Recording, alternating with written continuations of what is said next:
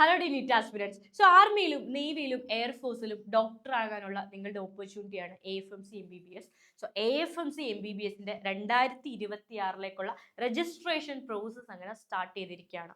നമുക്കറിയാം AFMCയുടെ രജിസ്ട്രേഷൻ എന്ന് പറയുന്നത് ആദ്യത്തെ പ്രൈമറി ആയിട്ടുള്ള രജിസ്ട്രേഷൻ പ്രോസസ്സ് നടക്കുക MCCയുടെ വെബ്സൈറ്റ് ത്രൂ ആണ്.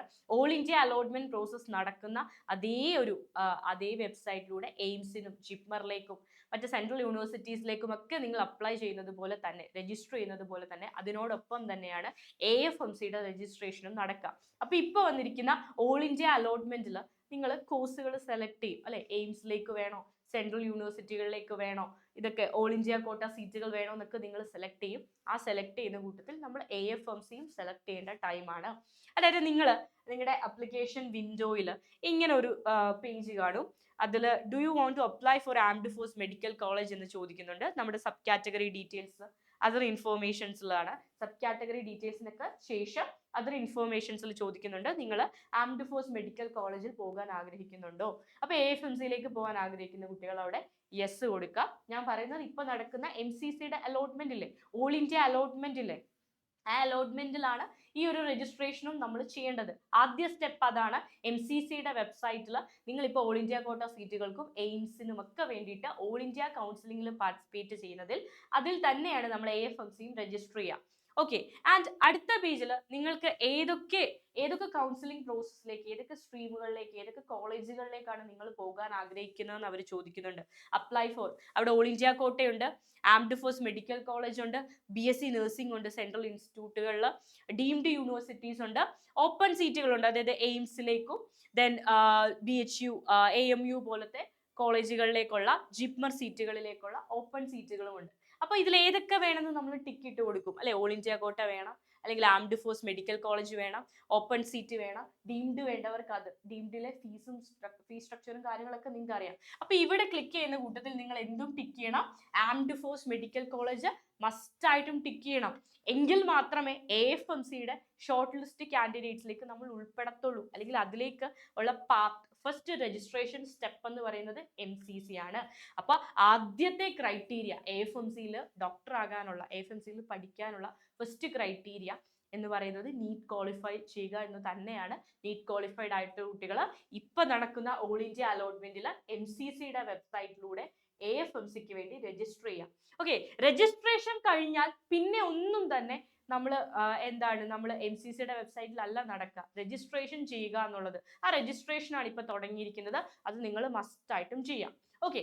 ആ രജിസ്ട്രേഷന് ശേഷം കുറേ അധികം കാൻഡിഡേറ്റ്സിനെ ഷോർട്ട് ലിസ്റ്റ് ചെയ്യും. ഓക്കെ. അതായത് ഇപ്പോൾ ഈ www.mcc.nic.in എന്നുള്ള വെബ്സൈറ്റിലൂടെ ഓൾ ഇന്ത്യ കൗൺസിലിംഗിൽ AFMC ടിക്ക് ചെയ്ത് കൊടുത്ത കുട്ടികൾ, AFMCക്ക് വേണ്ടി രജിസ്റ്റർ ചെയ്ത കുട്ടികളിൽ നിന്ന് കുട്ടികളെ എന്ത് ചെയ്യും, ഷോർട്ട് ലിസ്റ്റ് ചെയ്യും. അതായത് ഒരു 2000 കുട്ടികളെയാണ് ഷോർട്ട് ലിസ്റ്റ് ചെയ്യുക. ഒരു 1600 ബോയ്സിനെയും ഒരു 400 ഗേൾസിനെയും ഉള്ള ഒരു 2000 കുട്ടികളെ ആയിരിക്കും ഇതിൽ നിന്ന് ഷോർട്ട് ലിസ്റ്റ് ചെയ്യുക, അവർ തിരഞ്ഞെടുക്കുക. അപ്പൊ ഷോർട്ട് ലിസ്റ്റ് ചെയ്ത കുട്ടികൾക്ക് സെപ്പറേറ്റ് ആയിട്ടുള്ള എക്സാമിനേഷനും ഇന്റർവ്യൂവും ഒക്കെ AFMCയുടെ ആംഡ് ഫോഴ്സ് മെഡിക്കൽ കോളേജ് ക്യാമ്പസിൽ പൂനെയിൽ വെച്ചായിരിക്കും നടക്കുക.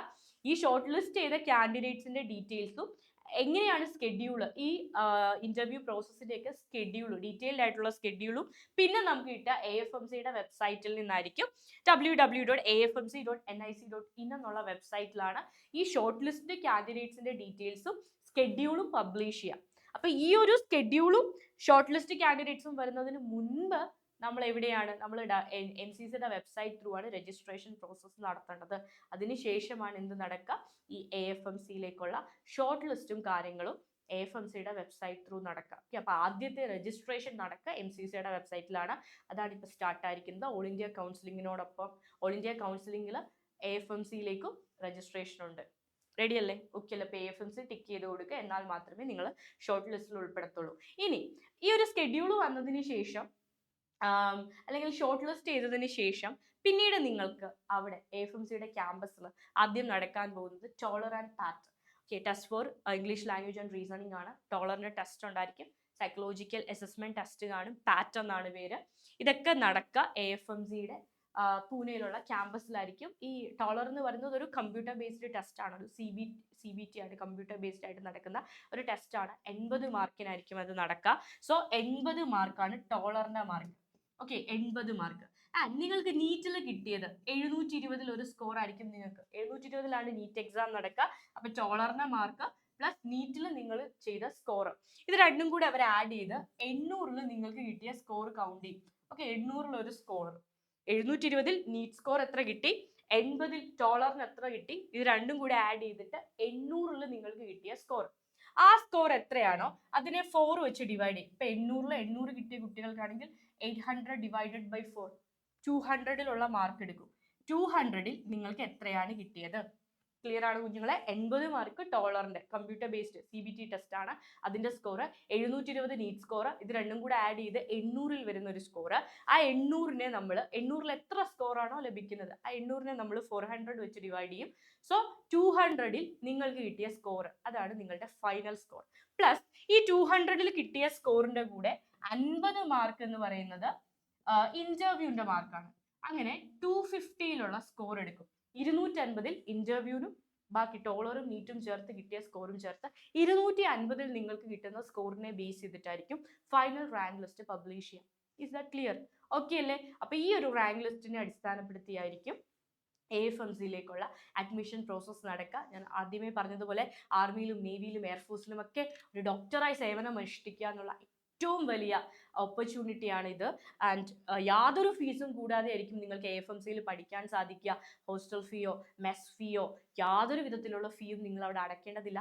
നിരവധി അലവൻസുകൾ നിങ്ങൾക്ക് പ്രൊവൈഡ് ചെയ്യും. Hair cutting allowance, washing allowance വരെ നിങ്ങൾക്ക് ഒരു മാസം ഒരു എമൗണ്ട് തന്നുകൊണ്ടിരിക്കും. ആൻഡ് നിങ്ങൾക്ക് വെക്കേഷൻ ടൈമിൽ വീട്ടിൽ നിന്ന് തിരിച്ച് ക്യാമ്പസിലേക്കും എത്താനുള്ള ടിക്കറ്റ് വരെ, ട്രെയിൻ ടിക്കറ്റ് വരെ അവരായിരിക്കും പ്രൊവൈഡ് ചെയ്യുക. സോ കംപ്ലീറ്റ്ലി ഫ്രീ ആയിട്ട് പഠിച്ച് ലക്ഷങ്ങൾ സാലറി നേടുന്ന ഒരു ജോബിലേക്ക് എത്തിച്ചേരാൻ സാധിക്കുന്ന, അതിനപ്പുറം രാഷ്ട്രത്തിന് വേണ്ടിയിട്ട് ഒരു ഡോക്ടർ എന്ന നിലയിലും ഒരു ആർമി പേഴ്സൺ എന്ന നിലയിലും രാഷ്ട്രത്തിന് വേണ്ടി ഏറ്റവും മികച്ച സേവനം കാഴ്ചവെക്കാനുള്ള ഒരു വലിയ അവസരമാണ് AFMC.